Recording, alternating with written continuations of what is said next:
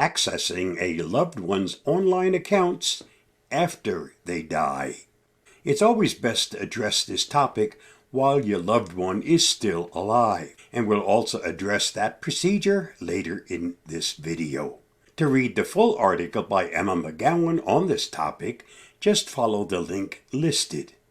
Nearly 60% of American adults have a social media account, and chances are, if you're listening to this, you're one of them. What happens to those accounts when the person dies? And what about online banking and mortgages and bills and every other online account that most of us have? This is an important question that many people don't think about until it's too late.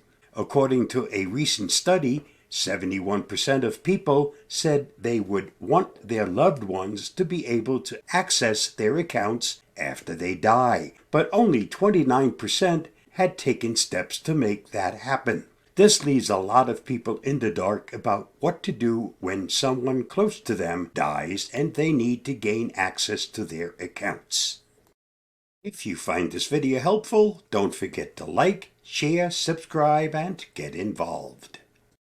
There are a few different ways to accomplish this, depending on the account in question, but there are specific things you'll need to do in order to access most.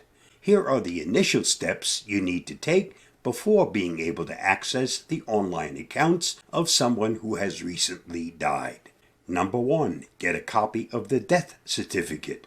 A death certificate is the first step toward establishing that the person has passed and that you're allowed to access the accounts. You can get one from your state's office or your county clerk, depending on where your area holds these records. You can also request multiple copies, which are good to have on hand in case multiple organizations want official copies and don't accept photocopies.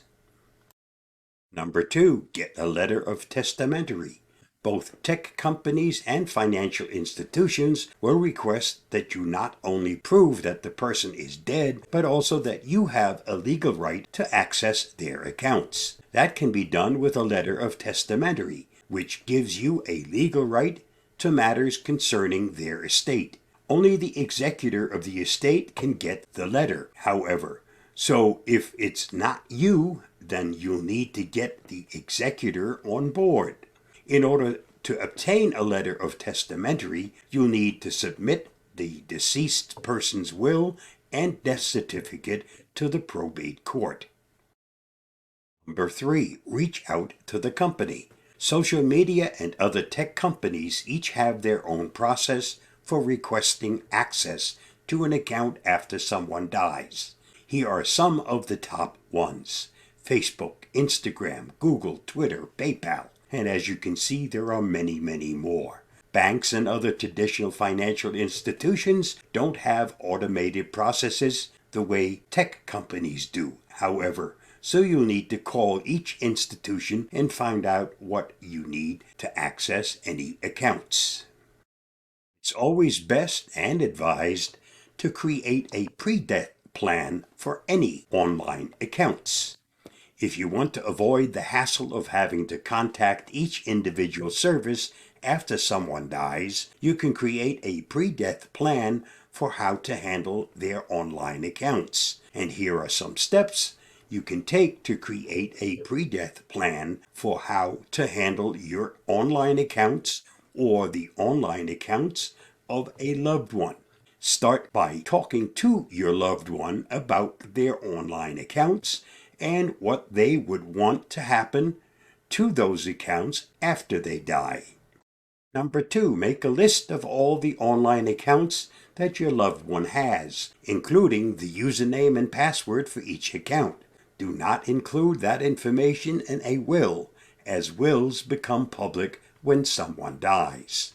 Number 3, store the list in a safe place where it can be easily accessed by those who need it. If those people aren't you, inform the necessary people of where that list is stored.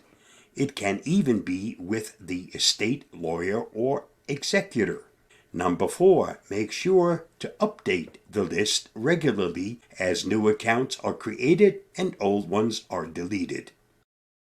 Dealing with the death of a loved one is hard enough without having to worry about their online accounts. Hopefully, this guide has given you some clarity on what to do in order to gain access to those accounts.